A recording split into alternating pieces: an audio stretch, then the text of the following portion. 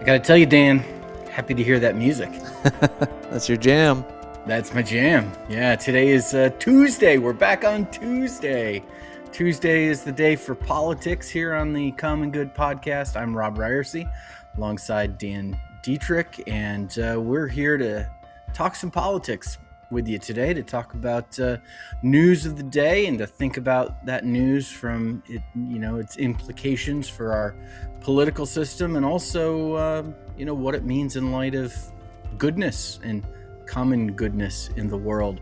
We're back on Tuesday because the We the People ride is done. It's done. It's finished.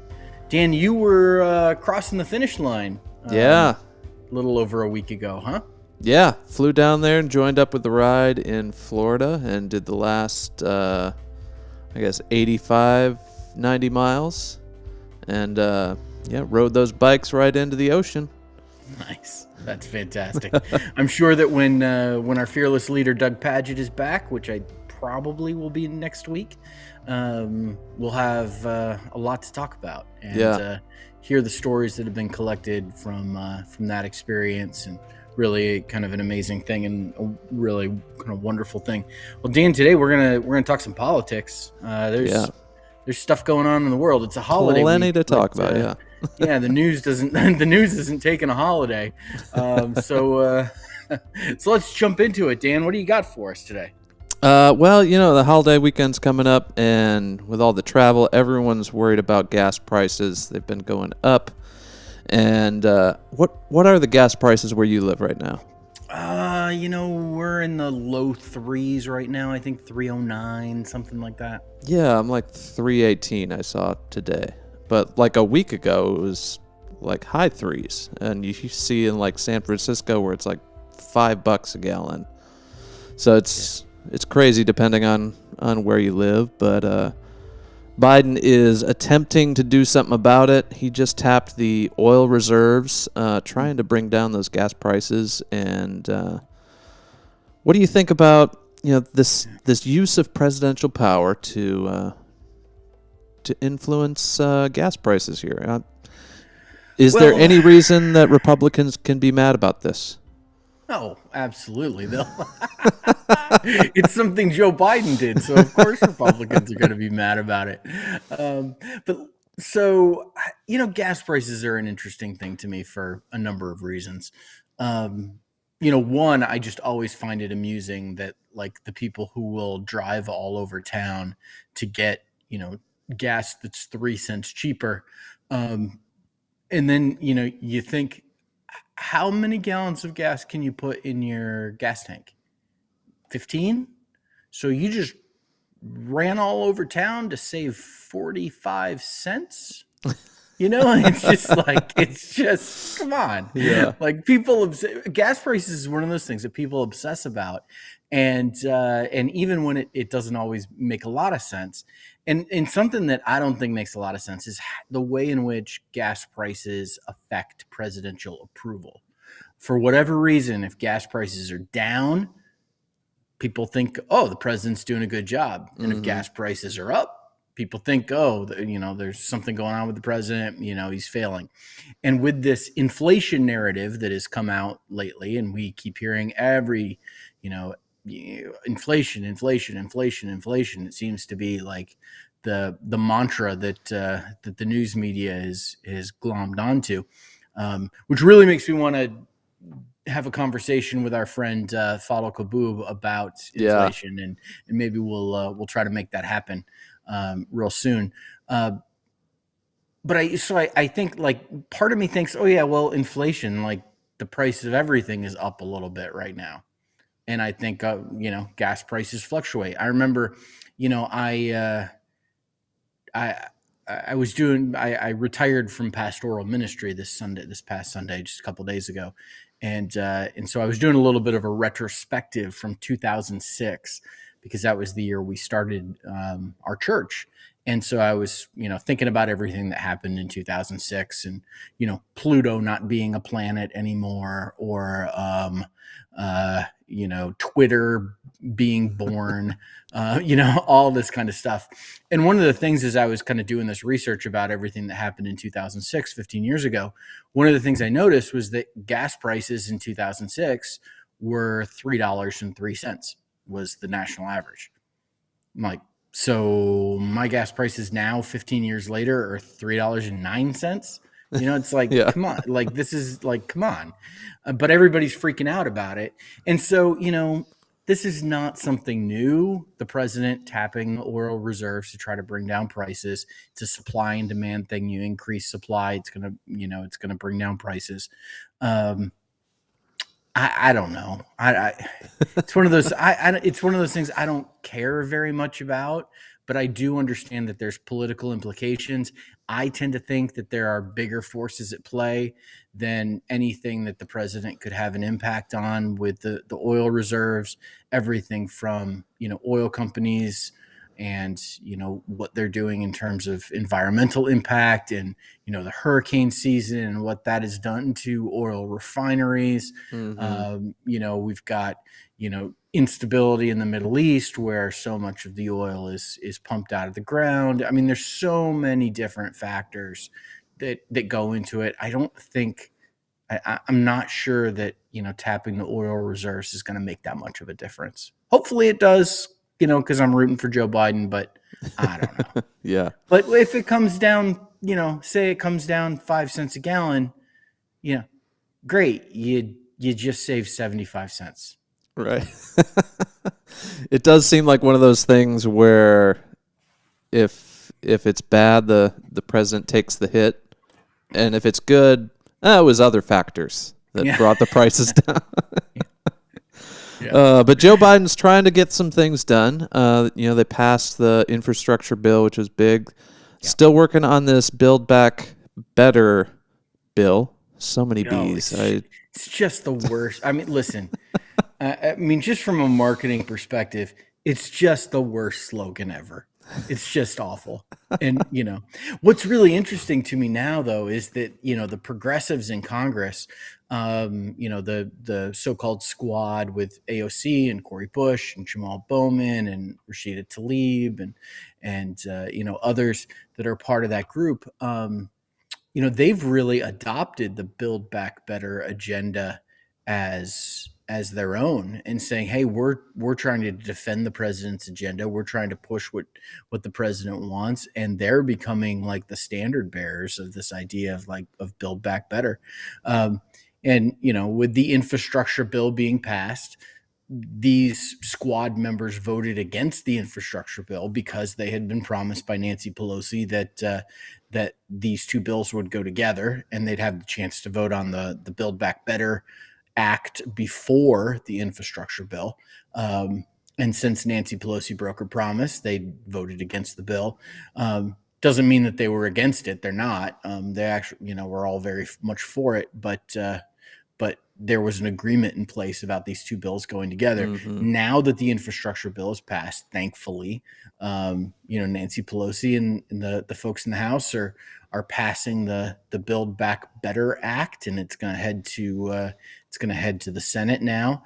And hopefully we're going to see some pretty significant progress here on the president's agenda that's going to make a difference in people's lives, as opposed to, regardless of what Republicans say. I was looking for the story. I couldn't find it before we got started, but I heard a couple days ago there was a Republican congressman, and it slips my mind now who it was, who was complaining that the infrastructure bill had not made any difference in people's lives. Just like, come on, guy.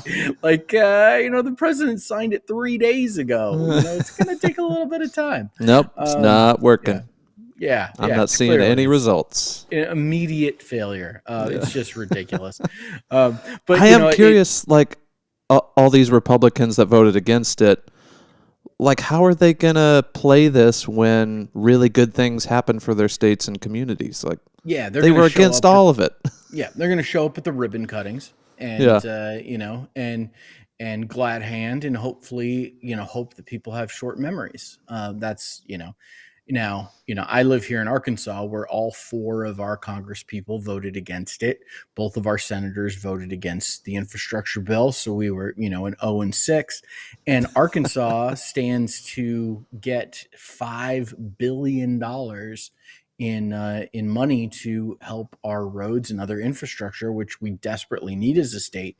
And so, I don't want to see, Steve Womack, my congressman, showing up at a ribbon cutting, taking credit for this thing because, they don't deserve it. And but I'm sure they will, because they'll find a they'll way. be taking credit now. But it's important to remember there were a number of Republicans, I think the number was 16, who voted in favor of this. And it really, truly was a bipartisan infrastructure bill, which is a great victory for the president. After Donald Trump, every month or so would trot out the idea of infrastructure week. Joe Biden actually got this thing done. It took a lot longer than any of us wanted. It was super frustrating. We all learned Kristen Sinema's name, and as a result of all of this, Joe Manchin. Heard but way too much of his name. Yeah, but the reality is that we've got some good stuff. It's not perfect. Neither of these bills are perfect. They, the Build Back Better Act contains huge tax cuts for the rich, which is super frustrating for some of us. But the president is having some success, which is so important, because I've worried, as I've said on this podcast, I've worried that he's going to be labeled as someone who can't get stuff done. That he's got the best of intentions, but he can't execute. And so it's really good to see, some execution taking place. Now it's moving on to the Senate. We need all 50 Democratic senators to be on board with this. How likely is that to happen? I think it's probably likely. There will be deals made, and what ultimately gets passed won't be what many of us would want it to be. I didn't follow the story, but I saw a headline, which is really not the way to follow the news, just reading headlines. But there was something about Chuck Schumer complaining about the parliamentarian. Like, come on, don't let the parliamentarian derail the Build Back Better Act. Gosh. So I think it's probably going to happen. It's going to be watered down. It's not going to be as aggressive as I would like. And that's, frankly, I think that's going to mitigate some of the impact of it, which is going to hurt the president in terms of getting credit for positive impact. However, I tend to think, the economy in particular is it's like a big ship that takes a long time to turn. And I think we've got this tendency where, one president gets blamed for something that was actually the impact of the previous president's policies, right? And the next president gets credit for something that was actually the impact of the previous president's policies, because I think it takes so long for this stuff to have an impact because our economy is so big. But hopefully, we're going to see some good wins for the president here. Yeah, it's sort of like that constant debate over the debt ceiling. Yeah. It's like, no, this is money that we approved years ago, and we just have to pay the bill. Like, it's not like Joe Biden came in and initiated a bunch of new spending that now we have to raise the debt. No, this is Republican administrations, and and I think probably Fadl Kaboub, our resident economics professor here for the Common Good podcast, would probably tell us that the debt ceiling is all kabuki theater, and it's just it's all political gamesmanship, which means nothing at all. Yep. But, so there's been Republican, like I mentioned, there are some Republicans that have supported the president's agenda, particularly in the infrastructure bill. And that has turned some Republican voters, some Trump supporters in particular against these Republican Yeah. congresspeople, and Fred Upton in Michigan is particularly getting hit with this. Released on MSNBC, released a voicemail of that was received by Congressman Fred Upton from his office, and this is probably a good evangelical church going Right. Good God-fearing Christian man. yeah, maybe a youth pastor or so, but for those that are listening on the podcast, we've got I'll read this for you. F traitor, that's what you are. You're a effing piece of S traitor. I hope you die. I hope everyone in your effing family dies. You effing piece of S trash mother effer. Voted for dumb A effing Biden. You appreciating this work here I'm doing, Dan? It's impressive. I'm just waiting for me to slip up and then this podcast to get an explicit label on iTunes. You're stupider than he is, and he can't even complete a effing sentence. You dumb mother effer effing traitor, piece of S mother effer piece of trash.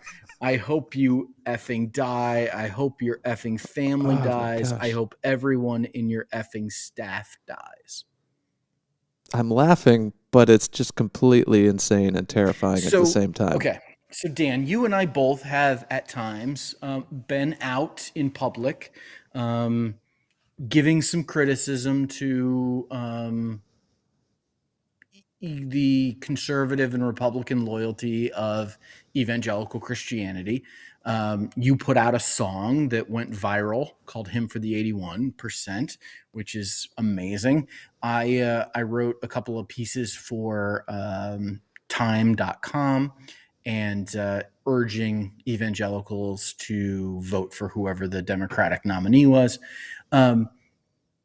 How big of a backlash did you get for that? Did you get voicemails? Did you get emails? Did you get messages like this? Have you been on the receiving end of this? So many, like hundreds and hundreds of crazy messages and texts and death threats, arson threats, just like that one. Like, maybe not as eloquent, but yes, I have too. And typically they would start with, I'm a follower of Jesus, and I read your piece. And by the end, it was, expletive, expletive, expletive. I hope you die. Yeah. And I'm not exaggerating. Like, that's what these messages are like. And, I'm really glad that Fred Upton's office released this because it shines the light on the complete and utter incivility of, the people that try to claim that they've got the moral high ground. And, I'm really glad that Fred Upton's office is showing what it's like when you're out there publicly doing something that is heresy, that is against the, accepted orthodoxy of a particular group. We've both been on the receiving end of this, and it's not fun to experience. I feel badly for his staff, but this is the reality out there. It's scary. Like, January 6th doesn't come as a surprise because it's the same people who send these kinds of messages are the ones who will, storm the Capitol or plot to kidnap the governor of Michigan or, it's really disconcerting. Yeah. And just the marriage of this level of hatred and violent rhetoric with Christianity, with white evangelicalism.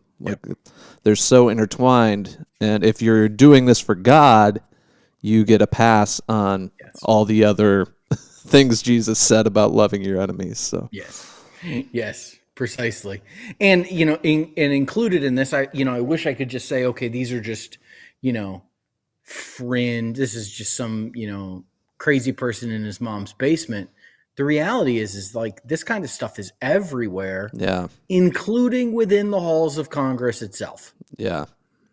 You want to talk about Paul Gosser? Not really, but we're gonna. So here's a member of Congress who tweets and retweets several times.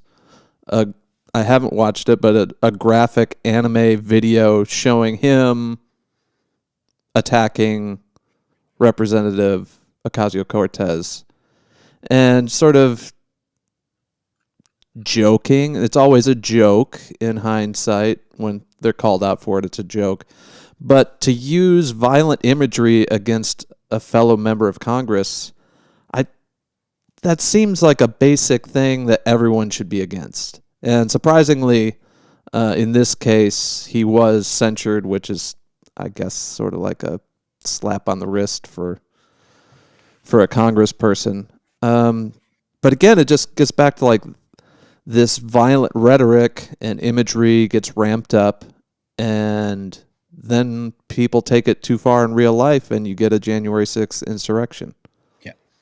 So, and this along with the censure comes Representative Gosser being removed from all of his committee assignments.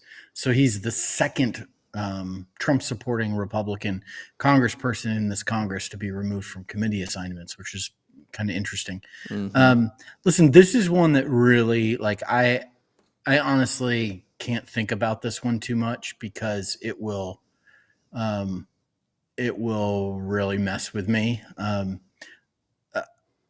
As some folks might know, I know Congresswoman Ocasio-Cortez, and when she was running for Congress, she and I were both recruited by an organization called Brand New Congress, and we attended what my wife lovingly dubbed Congress Camp together. And Alex, which is what I call her, before she was AOC, Alex and I were sitting next to each other at a table when we signed the paperwork to launch our campaigns, and she's a friend, and so this really, really bothers me. It bothers me because I know that on January 6th, she was literally scared for her life because people like Representative Gosser have given permission to, the masses out there to objectify, threaten, bodily harm against a congresswoman, and it is absolutely reprehensible. And I, the anger within me over this runs really, really deep. And if I tap into it, I'm afraid I will rage about this for the next several days, which I don't want to do because Congress is dumb for a couple of reasons. One, because Alex can stand up for herself. Thank you very much. She doesn't need I think it's wonderful that her colleagues in the House supported her and came to her defense. But I have complete confidence in her ability to stand up for herself and to hold her own in any kind of conflict with Congressman Gosser. Anybody that's ever tried to go after her on Twitter knows that she will clap back and you will lose that fight. Yeah. Because she's just great. But at the same time, while I have every confidence in her, like, this is one of those things that is just really, really bothersome. And any kind of punishment that comes Representative Gosser's way is completely appropriate. And, I think this is the type of thing that, should be expellable from the House of Representatives. Yeah. I've seen some commentary like, if this happened at any other job, like if you worked at a Best Buy and you made a video like this and retweeted it, you would be gone instantly. Like, no questions asked, no severance, no parachute. Like, you're gone. Yep. But in Congress, you can violently threaten your colleagues and just lose a committee assignment. Yeah. Yeah. Take us to the next topic, Dan. It's going to get worse before it gets better. Oh, great. You might be sensing a theme here. Corey Bush, another friend of yours, said, just being real. This is a tweet from Corey Bush. She said, just being real, every day it feels more and more dangerous coming to work. Not only do these members fuel violence, now they're actively recruiting someone whose sole qualification is killing people, standing up for Black lives, and getting away with it. She's, of course, referencing the Kyle Rittenhouse verdict. She says they must be expelled. Because here again, we have a tweet from our friend Paul Gosser saying, justice was served for Kyle Rittenhouse, and I will arm wrestle Matt Gaetz to get dibs for Kyle as an intern. So these Congress people are fighting over themselves to see who can recruit the person that was just exonerated for killing people in the street. Yep. And Madison Cawthorn also posted a video about how he wanted Kyle Rittenhouse to be an intern for him as well. Corey is Corey's the best. Corey's just amazing, and she's right on the money. She's absolutely correct. That you think about like the climate that is being created in the House of Representatives for women of color. It is by these white guys who are jumping over each other to try to establish their machoism, and there are real world consequences for this, where people are actually get hurt, actually get killed because of this rhetoric and how it stokes violence and fuels the fanaticism of people. And it's, I mean, the Rittenhouse verdict was not a surprise, right? Like if you watched any of that, if you followed any of it, you saw the behavior of the judge. Just wild, yeah. And which was, I mean, you've never seen anything. Judge Judy doesn't act like that. And you just think like, this is not this is a kangaroo court, and it turned out to be that way. Yeah. And now we're gonna see the juries are deliberating now. The jury's deliberating now in the case against the three men who murdered Ahmaud Arbery in Georgia, and if I fear that if that verdict goes, what I think is the wrong way, I fear, what kind of impact that's going to have and what implications that will have. But, what Corey is expressing here is that, man, this stuff has consequences, and and there are real people in danger as a result of, these, Matt Gaetz and Paul Gosser and Madison Cawthorn, frat boying it up. And and they want to give this kid a position of power and influence and welcome him into the halls of Congress alongside their colleagues that are receiving violent death threats. Yeah. But I mean, these are the same people who welcomed in the insurrectionists on January 6th. So, why wouldn't they? Yeah. It just makes sense. It's completely on brand for these folks. Yeah. Speaking of January 6th, the gift that keeps on giving. These two. As you are fond of saying, examples of wit and wisdom. As you were saying, over here at the Common Good podcast, we are not over what happened on January 6th. And the January 6th panel isn't over it either. And so they just issued subpoenas to Roger Stone and Alex Jones. Where do you think this is going, Rob? Is this anything going to come of this, or is this? I mean, I think the president's strategy, or the former president, that former guy, the twice impeached, completely repudiated by the American public, former president, one-term loser of a president. His strategy and the strategy of his allies is to punt, is to try to run out the clock, to take as much time as possible to delay in hopes that they can get to November and Republicans take the House back and all of this goes away. Um, Now, if Democrats, and not just Democrats, because it's a bipartisan January 6th commission, thank you very much. If these members of Congress that are seeking to hold people accountable for their role in the insurrection of January 6th, if they're able to move fast enough, then I think it's really good. I think be, because we need justice in this situation. But what's that old saying that the wheels of justice turn slowly, and that, frankly, benefits Donald Trump and his allies and these people in Congress who either collaborated with or encouraged or incited the insurrectionists. They want to run the clock out until November, and Roger Stone and Alex Jones are not going to cooperate with the January 6th commission.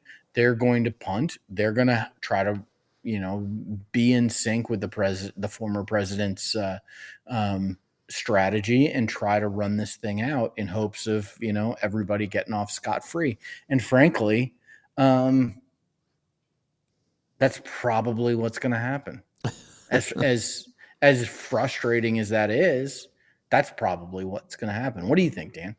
Yeah, I'm not holding my breath, I guess, because they do seem to be really good at just ignoring subpoenas and calls to do anything, and they're just going to wait it out. And I just don't have a lot of confidence in the justice system, let alone Congress, checking itself and this panel. I don't know that it has any teeth. And yeah. Do we have any happy news, Dan? Is there anything good happening in the world? Well, Thanksgiving is coming up, and Thanksgiving. Depending on the fairy tales you were told as a kid, it's a really happy, wonderful holiday. Okay, listen.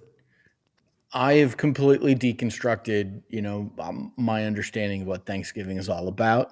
Have a completely different perspective about it, and at the same time, it's the best meal of the year. Like I mean, Thanksgiving is one of probably my favorite holiday. It's going to be very different in our house this year. My two eldest children are not coming home, and so this will be the first Thanksgiving we ever have without our family. So my two eldest children are going to be in New York City together, celebrating Thanksgiving there.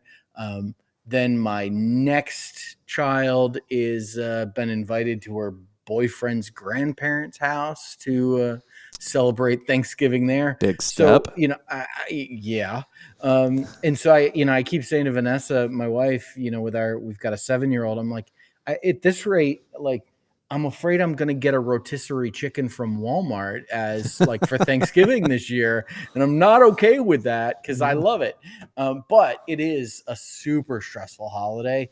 Not just because, it is a flashpoint for deconstruction, but it's also, brings about the opportunity for all sorts of family conflict, not just the normal stuff, but the political stuff too, right? Yeah. Like that, like you're sitting around the table with, your dad, your mom, your uncle, your conservative cousin, and, what are we going to talk about? What are we going to say? Yeah. How is this going to go? Yeah. So what's your, it sounds like you're going to have a smaller than normal gathering, but my go-to move is don't get together with those family members. just avoid that. Yeah. Yeah. But what do you Calls, do? say happy Thanksgiving. Yeah. A little FaceTime. Quick see you later. What do you do if you're in a position where it's a bigger gathering and the unavoidable political talk comes up? Any recommendations from a former pastor here? Yeah. How to navigate that? Yeah. I think there's two things that are really important. Boldness and grace. And, and typically, most people that I've known over the years struggle with one or the other of those. There's some people that like they're too scared to speak up, and they need more boldness. And then there's some people that really need to sprinkle some grace in with their diatribe, Hmm. and I think probably very few of us need both of those things, but I think that's what we need boldness and grace. And there's this wonderful passage in the Bible that talks about Jesus in John chapter 1, um, where John describes Jesus as being full of grace and truth. And that's what I'm talking about. There's these two things in balance, these two things in harmony. um, you've got family members that are completely and utterly wrong, um, and you can tell them the truth, but you also need to do it in such a way of realizing that you're probably not going to convince them in that conversation. So you got to be gracious with them. And the other thing I think about is trying to kind of remember the way that you have changed and grown over the years, Yeah. and what has made a difference in your life. Um, was it ever being yelled at? Like, did that ever change Did you? that work? Yeah. It didn't. Paul says in the book of Romans that it's God's kindness that brings us to repentance. Um, it's not judgment. It's not conflict. It's kindness that brings us, that brings about change in our lives. And, I fully believe that. I always think about the scene from Les Miserables where Jean Valjean steals some silver from a priest, and he gets caught, and he's brought back, and the priest says, "Oh, Jean Valjean, I'm so glad that you got brought back by the police, because you forgot to take the rest of it." Right. And he kind of whispers in his ear, like use this to change you and to be Hmm. a better man. And it is like it wasn't getting caught. It wasn't the threat of punishment. It wasn't coming down hard on him that was going to change John Valjean's life. It was his experience of grace and mercy and forgiveness and kindness. So that would be my advice, is like, be bold and be kind. Yeah. And I like that reminder to remember where you've come from and how far you've come.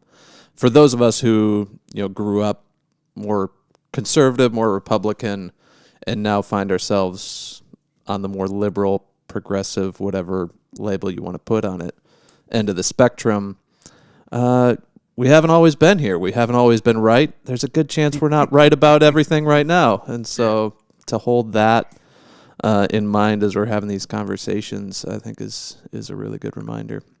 Mm-hmm. I think for me, it used to be like, don't talk politics, but what you meant about politics back then was like taxes and like, legislature. And now it seems like politics is so all encompassing that when you say don't talk politics, it can also mean don't talk about anything in the news because it has political implications. Yep. I think for me, I'm fine avoiding politics in the old sense. But when it comes to people talking about how others are treated, that's where I feel the need to say something. And Jackie Lewis, she's the Reverend Dr. Jackie Lewis. We had her on the show a couple weeks ago. But she offered up this helpful tweet. She says, "Hi, nice white people. The truest test of your commitment to confront racism is how you act in white spaces. When you go home for Thanksgiving and Uncle Bob is talking about how Kyle Rittenhouse was defending the community from thugs and looters, how will you respond?" And I don't know if this is going to come up at my Thanksgiving, but it might come up at some of our listeners and viewers. But she offers a couple helpful suggestions. She said, start thinking about how you'll intervene now. It only gets harder in the moment. A recommendation, use I statements. Like, it hurts me when you say that. Or when I go to protests, it's often police who initiate violence. Or I'm scared about how this verdict emboldens vigilantes. And I think if you can keep your temper and emotions in check and just convey, like she's suggesting here, how that rhetoric makes you feel, I think that could potentially go a long way. Yeah. Yeah. And of course, Jackie's bringing here the wisdom that we need. And she's absolutely right, which is, comes as no surprise if you Yeah. know Jackie. Yeah. She's great. If you didn't catch our interview with her, you should go back a Yeah. couple episodes. And Yep. And she's got a check new that book out. out called Fierce Love that you got to check out. Yeah. Yeah. Well, So Dan, what are your Thanksgiving plans? Are you getting together with your conservative family? it's a mixed bag. So we got, all over the spectrum, which makes it real fun. Yeah. Yeah. Well, listen, we want to wish everybody a happy Thanksgiving, however you're going to be celebrating it in whatever way. Hopefully, the rest of this week will be a good one. Look forward to next week when Doug Paget should be back with us, hopefully, I think. He may be driving an RV across the country because the RV ended up in Florida and it needs to get back to California. Not sure how that's... I might go and ride with him. You should go with him. Yeah, we got some planning to do for 2020, so that might actually be a go. good opportunity for us to do it. That's a good thought. So we may or may not be back next week. We may or may not be back with our fearless leader next week. But regardless, whatever it might be, we have the opportunity to bring some common good into the world this week during the Thanksgiving holiday and the busy shopping weekend after that. So encourage everybody to do that, and we'll talk to you soon. Bye, everybody.